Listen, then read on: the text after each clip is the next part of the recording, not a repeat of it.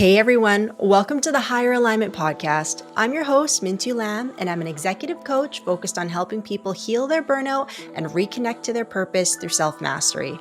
I show executives and high performers how to identify their blind spots and use this to propel them on their journey to finding more fulfillment and freedom without burning out. If you've been feeling lost and disconnected in life, book a complimentary connection call to discuss how we can get you back on the path of self-mastery and living a life that feels successful on your terms. Go to higheralignmentconsulting.com/program to book your call, and we'll see you on the other side. So today I want to talk about the difference between mindset work and nervous system work, okay? And this episode was inspired by a post I saw from a colleague of mine, Laura Larios, who has been on the podcast before, and you guys have maybe heard me reference her before, but she's a leader in this space. And essentially what it comes down to from what she posted and what I gathered from it is that mindset work will help you see an opportunity. Nervous system work will determine how you capitalize on the opportunity. Okay, so very different things. Both work, like mindset and nervous system work, are both very important when it comes to growth and success and creating more for yourself, but their purpose is different. And the reason I think it's important to talk about this is because people, I think, either confuse the two or mindset work is pushed so heavily right now that it's, in my opinion, only a fraction of what is necessary to make things happen and to grow and evolve. Okay. And the real determinant of whether you capitalize on something and make the most of it and expand and grow and actually have real change is determinant of your nervous system. Okay. So let's start with mindset work and exactly what that is first. And then we're going to dive into the nervous system and how that's different. So first of all, is mindset work important? Of course it is. Of course it's important. It has so much merit, and the nature of our thoughts, how we look at things, does determine um, a lot of our life. And so when we're thinking about mindset work, that comes down to the nature of our thoughts. Are they more positive? Are they coming from a belief of having faith and trusting the process and and developing your mind to be able to see different perspectives and see beyond the limited scope in front of you and see bigger. And so it all is centered in the nature of your thoughts, right? Which is really important. But haven't you ever been in a situation, because I know I have, where something really shitty happens and someone goes, "Oh, just think positive." And you go, "That's the last thing I want to do right now. And even if I do want to think positive, I can't. Like, I'm trying and I can't."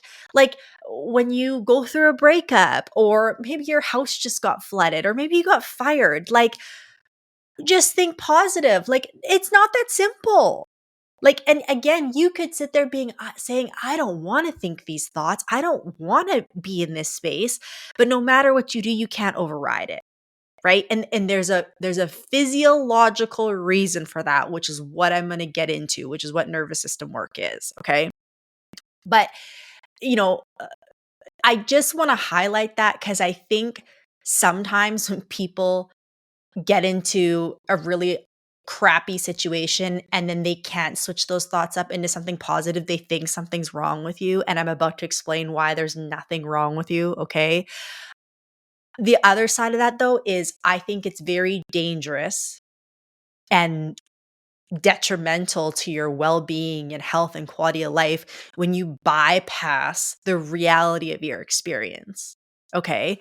And so if you go through something upsetting, if you go through a breakup, if you just got fired, if to just sit there and say, "Oh, it's okay, everything happens for a reason."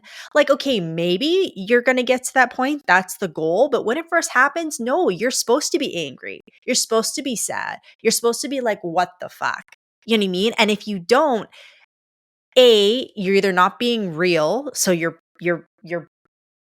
wearing a mask, which does not serve the purpose. It honestly makes the healing process a lot harder. And B, it's it's not gonna help at all. Like, it's literally you lying to yourself. of you just like pretending that none of that's real. And that can manifest into so many worse things when you don't express your true emotions. That leads to autoimmune disease, that leads to cancer in the body. Like that negligence towards yourself and that denial of yourself and your reality and your truth has way more harmful effects long term on a physical, mental, and emotional level than just acknowledging for the moment that, like, yeah, I'm mad. I'm mad.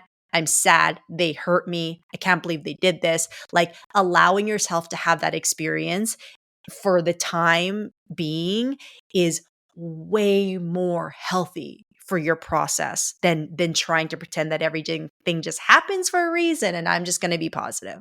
Okay? Now, let's get to why it is so difficult to just switch up your thoughts in the moment. Okay? So let's run with an example. Let's just say you went through a breakup, okay? And obviously you're hurt. Maybe you're with this person for a while and then the way they broke up with you was awful and like so disrespectful, or you feel disrespected at least, and you're like, you're just upset. And then and then your friends just go, "Oh, well, it's not a big deal. You were better off without him anyways." And they're trying to like hype you up and gas you up because they're your friends. And you're like, this is the best thing that could have happened to you. And you're like, okay, but it doesn't feel that way. And so then they're like, just think positive. Now you're single. Now you get to find the person that's actually right for you. Like, this is a good thing. And there's probably part of you that wishes you could jump to that place, but then you're also like, but no, I'm mad. Like, and again, consciously, it might be a few weeks later, even a few months later, and you're like, why can't I just view this more positively? Well, I'm going to tell you why. Okay. So, all right, if you're a burnt out executive or high performer, chances are you're on a 3 to 4 month cycle of burnout, meaning the first few months you're high energy, productive, and making it happen. And then once that third or fourth month sets in, you're exhausted, irritable, snappy, and ready to give it all up. Now, there are two main reasons you get stuck in this cycle that no one talks about when it comes to stress management information out there. So I've put this together in a short video called The Real Reason You're Burnt Out. I put it in the show note links, so take the 12 minutes to watch this video and let this be the first step to you getting off this hamster wheel of burnout. All right, guys, back to the episode. Let's talk about the nervous system for a minute. Now, I talk about specifically the autonomic nervous system. There's multiple channels of the nervous system. It's very complex and does multiple things in your body. But for today's conversation, I'm going to talk about the autonomic nervous system. And I'm going to interchange nervous system with the body. Okay. And that's just to keep it really simple because, again, it can get complex. I'm not trying to confuse you guys. I'm just trying to help you guys understand a point. Okay. So I'm going to use the body and the nervous system kind of interchangeably. Okay.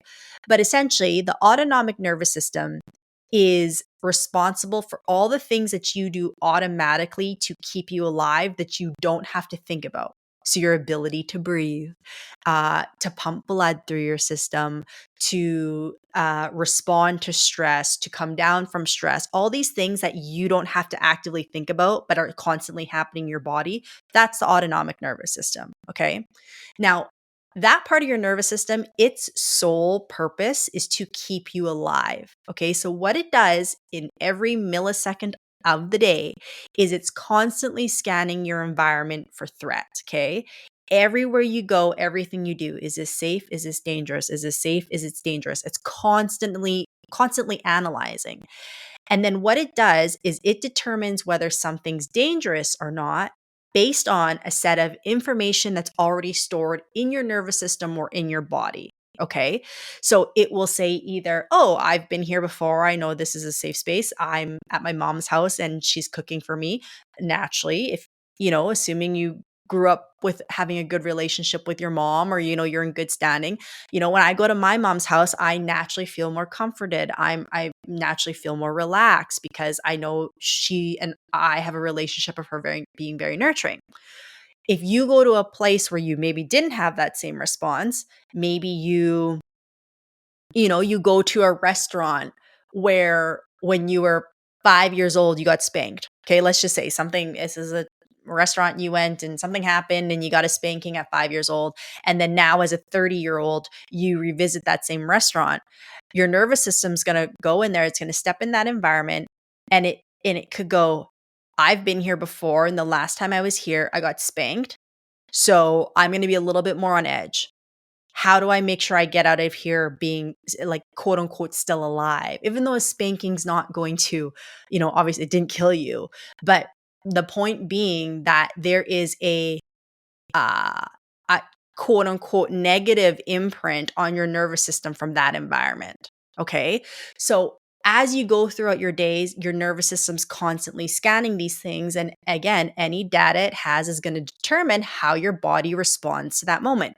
Do I need to put the body into being on defense and being prepared for something bad to happen, which is essentially survival mode?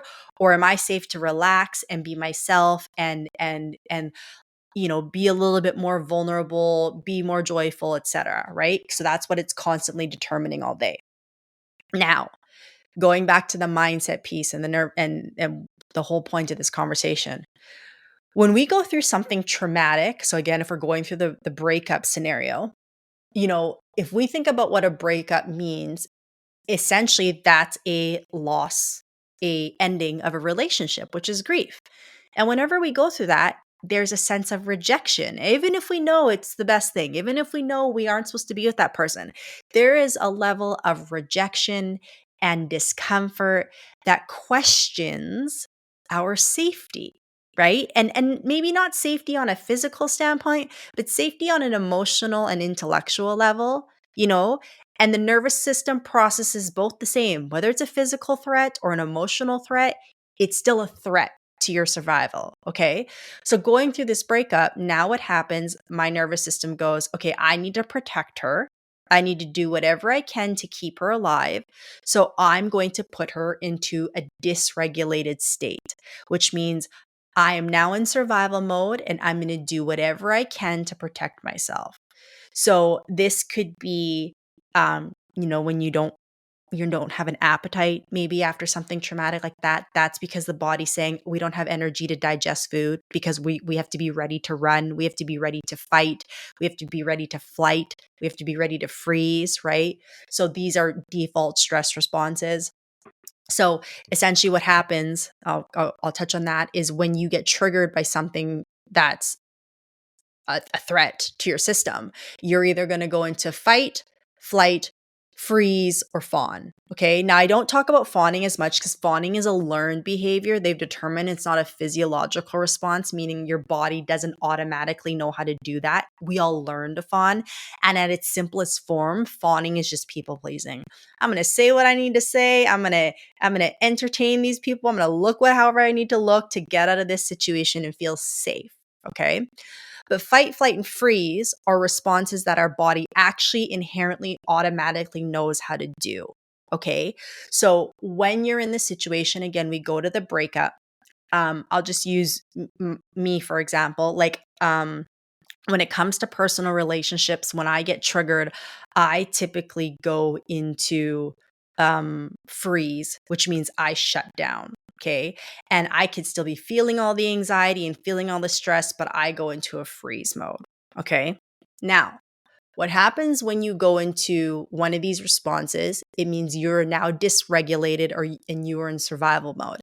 And when you're dysregulated, your body goes, we are going to take energy away from any of the systems that we don't need to survive in this moment.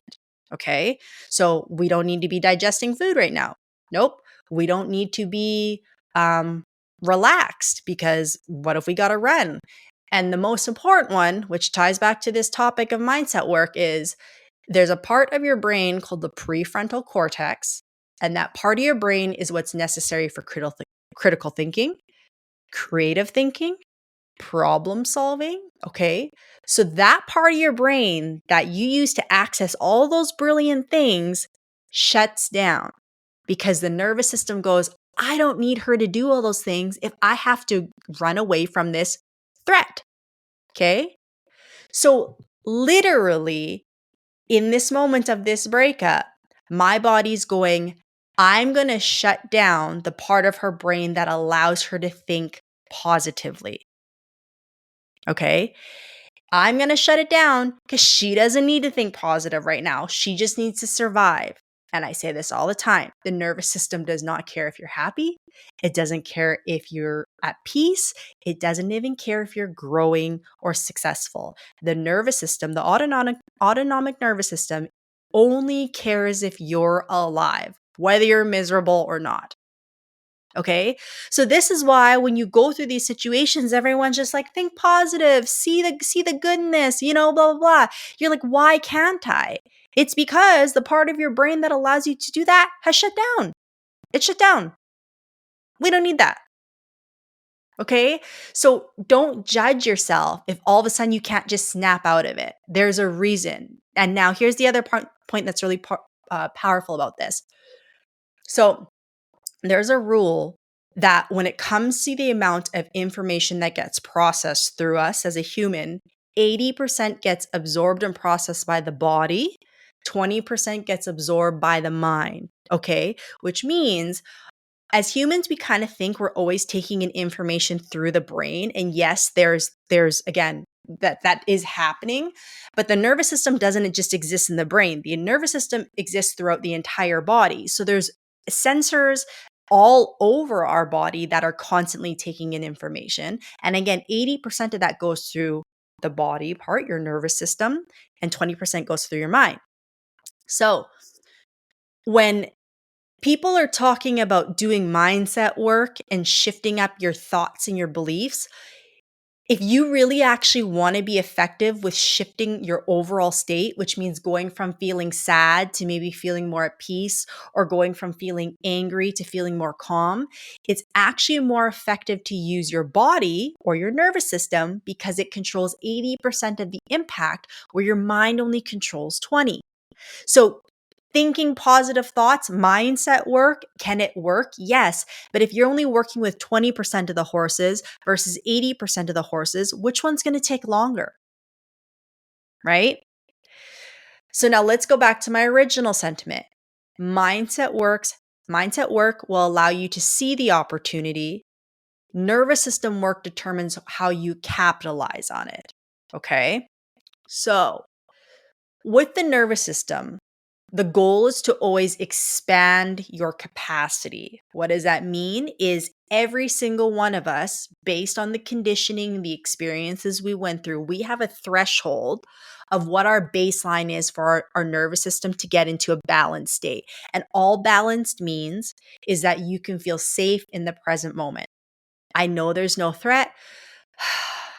I can let my guards down and I can feel safe in the moment. I don't have to get stuck worrying about the past or thinking about the future. I can just be really present with where I'm at, the people I'm with, and enjoy and be grateful for the moments. Okay. If you have trouble doing that consistently, that means you're dysregulated consistently. Okay. But the point of nervous system work is to expand your capacity so that when stressors come, because obviously we can't eliminate stress, we are all going to be continuously experiencing stress throughout life. That's just the reality. When stress comes, your body can process it in a way so that you don't have to stay dysregulated all the time. Now, this is what it means, though, to understand how to get your nervous system working for you versus against you. Because like I said earlier, the nervous system doesn't care if you're happy, healthy, growing, etc., which means that if it's set for purely survival, it's actually going to prevent you from growing because it wants to keep you safe. Safety and growth don't go hand in hand. We've all heard that the growth exists outside of your comfort zone. If you stay in your comfort zone all the time, you're never expanding your horizons. You're never expanding what you're capable of, and not expanding again your capacity. Okay, so how we expand our capacity, or what that really means, is the level of what triggers you increases, and you can look at that in a basic way. So just look at something as like again, like a kid versus an adult. So as a child, as a 10-year-old, if someone comes and maybe says, no, you can't have this, that feels dysregulating to you. I want the ice cream. Why? You maybe cry. You maybe get upset. Why? I want the ice cream. As a 25-year-old, if someone says, no, you can't have ice cream, okay, probably shouldn't have it anyways. This sugar's not good for me. You know what I mean? Like it's not dysregulating because your capacity has expanded, right? Meaning your understanding of that no, of that quote unquote conflict is not a threat as a 25-year-old versus what it was as a 10-year-old, right? Your understanding, your ability to process that quote unquote stress has grown. Your capacity has grown, right? So when we bring that same idea back to the opportunity, again, the mind can identify the opportunity, but the nervous system determines whether you can capitalize on it. So if your nervous system is so dysregulated that you can't hold a conversation without getting offended, that you can't sit still and sustain eye contact with someone and be present with someone in the moment, if your nervous system is shot to the point where uh your energy is always split because you're ruminating on the past, you're thinking about the future, how do you expect to capitalize on any opportunity in front of you, right? Because you're not going to be able to be present with it. You're not going to be able to handle whatever stresses may come. And if we're thinking about it, opportunity arises to make us grow. And whether that be professionally or personally, you know what I mean? Like it only shows up when we're at a point where we could potentially handle it. But then it always shows up to test us. It doesn't show up typically as a walk in the park. The universe brings it saying, okay, she's done enough work. We're gonna give her a shot here. But she's still gonna have to show when she takes the shot, what she's gonna do with it. You know what I mean? And like for me, the example that always comes up is, and again, this can be business, this can be personal, but for me, I think of personal as like the partner I have now, like my boyfriend now, the version of me a year ago wouldn't have capitalized on the opportunity. Like if we would have met then, like, could we have made it? Possibly. Would there have been a lot more challenges? Yeah, because my capacity for what it is to have a relationship, the type of relationship I wanted, even though I consciously wanted it, my nervous system wasn't adapted for it.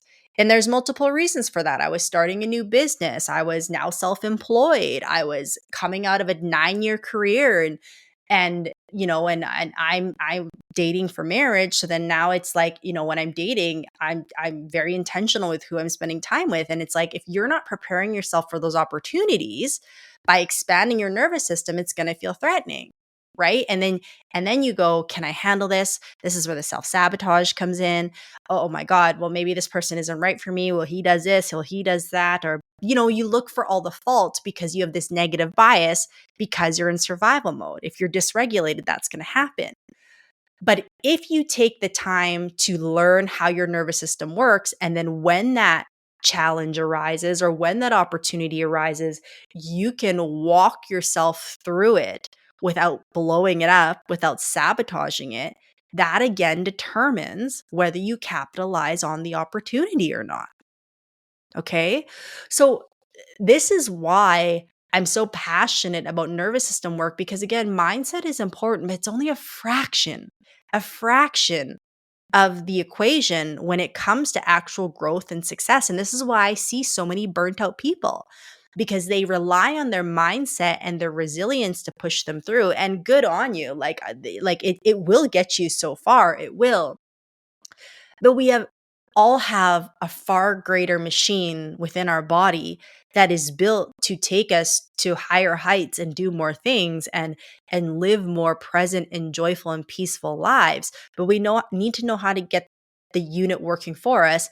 And the reason we need to get it working for us and why it's so important that we know how to use this machine is because more than ever are we being inundated with stressors. Like, if we go back to our ancestors who were just living in tribes, which is where our nervous system is adapted from, like, we haven't evolved much from living in caves as far as from a nervous system perspective. When you think about people at that time, their version of a threat was really just physical. They lived in nature, and if a bear chased them, that was the threat. But when the bear stopped chasing them, the threats went away. They went back to living in nature and you know and being in the sun being grounded and all these things. They didn't worry about running businesses. They didn't have to worry about seeing images of war on their phone. They didn't have to worry about working out 3 to 4 times a week to keep up with all these beauty standards. And they didn't have to, worry about the kids, the car, the keeping up with the Joneses, which are all stressors. They didn't have to worry about cancel culture and saying the wrong thing and not agreeing with people's political views. Like, these are not things that their nervous systems had to deal with. And our nervous system hasn't evolved much past that time. Yet we're being hit with all these stressors 24/7. So, because of the environment we're now living in, this is why you have to learn to get the nervous system working for you versus against you, because it's going, we haven't dealt with this level of stress before. This is unprecedented. Even though it's not physical, it's emotional and psychological. And how the heck do I sort through all this? And so, if you don't know how to use your nervous system, you're going to stay in a constant state of dysregulation. I see it all the time. I lived it. That was me. And I still actively, with all the work I've done, I still actively have to know how to regulate myself, because I get to a good point and then it becomes deeper and I feel my nervous system in a different way than I ever have before. And I know how to get ahead of things so I never have to get back to that place where I feel like I was being hit by a bus every single day. Okay. So again, when it comes to expanding your horizons, growing, designing a life that actually feels good to you, and success on your terms, it takes both. It takes mindset and it takes nervous system work. But again, back to the 80/20 rule. Like, if you're trying to do it from mindset alone, it's going to take you a lot longer. It's going to be a lot harder. And if you don't get your nervous system on board with whatever your mindset work is geared towards, the nervous system will just keep overriding it because the body carries more of that weight. And so you might get to a place where you're thinking positively. And then if the nervous system goes, no, I don't have a good feeling about this, I don't have a good memory or data on this environment or this situation or this thing, I'm going to shut you down. And then it overrides the mind, it overrides the prefrontal cortex, and you go into survival thoughts, which means doom, fear, scarcity, what could go wrong, the negative biases, they take over because the nervous system goes, no, I'm shutting this down. Where if when this situation arises, you can get your nervous system to go, okay, this feels a little unfamiliar, but I'm going to learn to regulate myself through it. I'm going to learn to I'm going to show my nervous system that this is actually safe for us to take. This opportunity is safe for us to do. Now you can teach your nervous system as you're taking steps towards it to not get dysregulated. And then as you teach your nervous system to do that, it goes, oh, okay, this isn't so bad. I can handle being here. I can handle talking to these people. I can handle trying this new project. And then what happens is, as you regulate your nervous system, as you go through this, you now raise the plateau of your baseline. Now, what was once threatening to your nervous system becomes adaptable and part of your safety zone. And this is what growth is. This is what allows you to capitalize on an opportunity. This is what allows you to make things happen.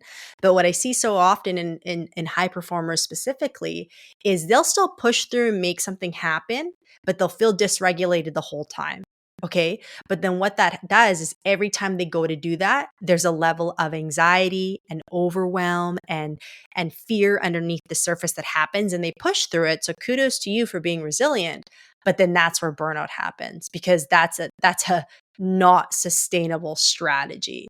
And eventually you get to a point where you're irritable, you're impatient, you you hate the world, you feel guilty all the time, and you're like, why am I even doing this? Like, is this all there is to life? I had gotten to that point, right?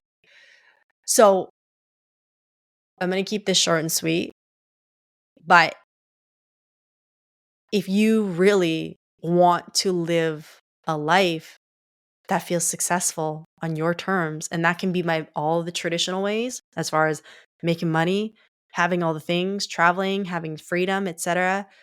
And that also just means being at peace and enjoying the people that you love and being present in the moment, and your body feeling healthy, and you get a good night's sleep, and your gut feels good, and your skin's clear, and you can laugh and be grateful in the moment, and no one's pissing you off. Like, success can be both of those, right? but it takes a regulated nervous system to do it. And I will die on that hill because that is how we were designed. That is how our bodies have been living for years.